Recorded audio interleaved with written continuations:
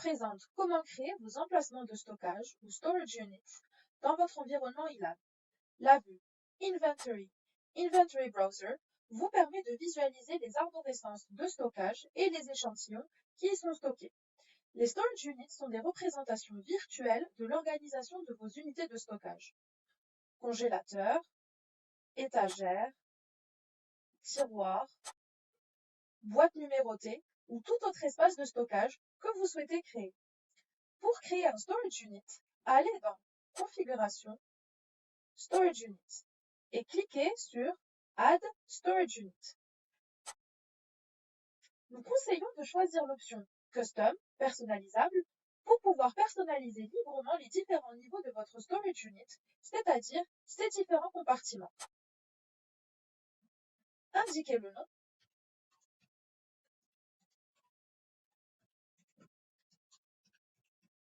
Sélectionnez le type de storage unit depuis le menu déroulant Storage Type. Si celui-ci n'est pas dans la liste, il est possible de créer de nouvelles valeurs en cliquant sur Other. Choisir l'icône souhaitée.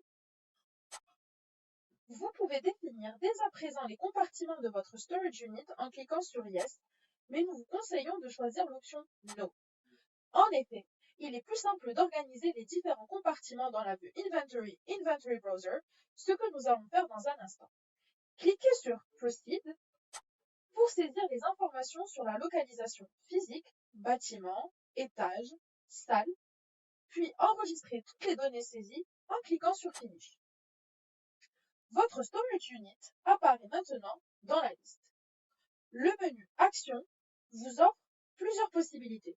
Vous pouvez éditer le storage unit pour en modifier les paramètres généraux.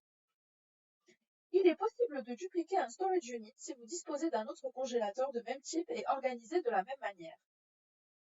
L'option Storage Unit Headmap vous permet d'avoir un aperçu de la capacité et du taux de remplissage du storage unit.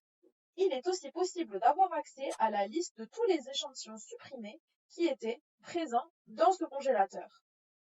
Finalisons maintenant la création de notre storage unit avec la création des compartiments qui le composent, puis la création des boîtes ou sample containers.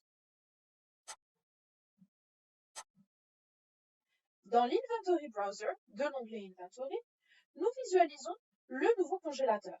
À ce stade, seul son nom apparaît. Pour créer les différents compartiments qui le composent, il suffit de sélectionner votre congélateur. Deux options sont disponibles. Vous pouvez soit cliquer sur Add First Compartment, soit dans le menu à 3 points, choisir Add pour créer le premier compartiment de votre storage unit. Choisir le type de compartiment dans le menu déroulant.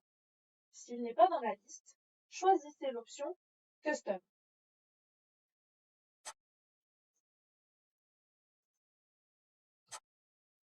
Si nécessaire, ajustez le nom.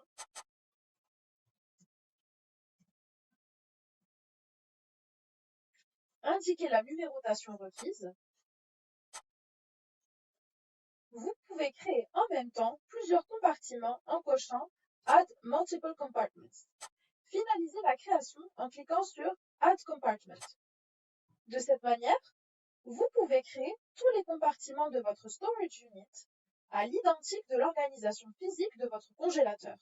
Les échantillons peuvent être stockés en vrac dans les compartiments ou bien être placés dans des boîtes et des puits précis. La création des boîtes de stockage de vos échantillons se fait de manière similaire aux compartiments. Sélectionnez le compartiment dans lequel vous souhaitez créer la ou les boîtes. Cliquez sur Add Compartment comme précédemment. Mais cette fois-ci, choisissez l'un des sample containers proposés dans la liste. À noter qu'il est aussi possible de choisir l'option Custom pour en définir les caractéristiques si la liste ne propose pas votre type de container souhaité. Pour vos boîtes, vous devez définir le type de numérotation associé aux lignes et aux colonnes, l'orientation de la boîte pour indiquer dans quel sens les échantillons seront ajoutés si plusieurs sont importés en même temps. Comme pour les compartiments, vous pouvez modifier le nom, définir le nombre de boîtes à créer et le type de numérotation avant de valider pour création.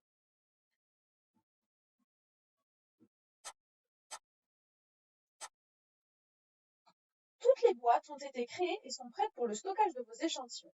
Pour modifier le nom ou les paramètres des divers compartiments, par exemple pour cette boîte en cliquant sur le menu en 3 points, puis Edit. Un compartiment, ici une boîte et tous les échantillons qu'elle contient, peut aussi être déplacé dans l'arborescence par simple drag and drop.